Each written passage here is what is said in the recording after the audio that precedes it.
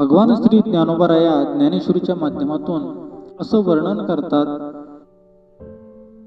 जीवनामध्ये जगत असताना तुम्हाला एक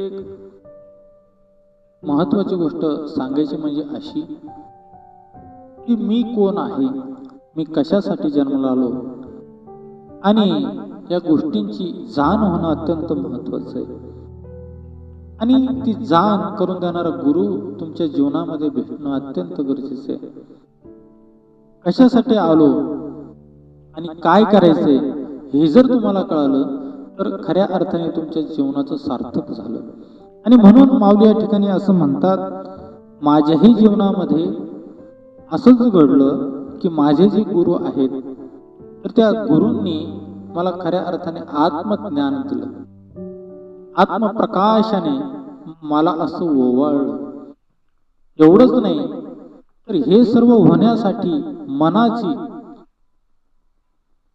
जी काय संयम म्हणतो आपण, तर त्या मनाचा संयम, एवढंच काय प्राण, त्या प्राणाचा एक प्रकारचा संयम ज्याला प्राणायाम असं म्हणतात, तर ह्या सर्व गोष्टी मला माझ्या गुरूंनी शिकवल्या. आणि म्हणून अगोदर मी स्वतःवरती कंट्रोल करू शकलो, स्वतःवरती संयम ठेवू शकलो, आणि संयम माझ्या मनावरती ताबा मिळवून मी या जगावरती योग सिद्धीच्या माध्यमातून राज्य करू शकलो.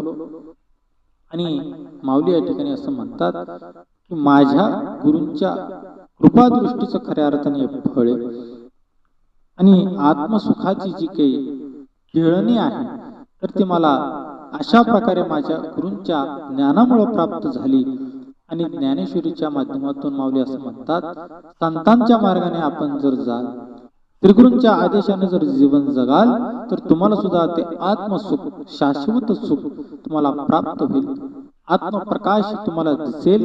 अहो एवढंच काय, मन आणि प्राण त्याला योग्य असा आयाम मिळून तुमच्या जीवनात तुम्ही आनंद उपभोगू शकता.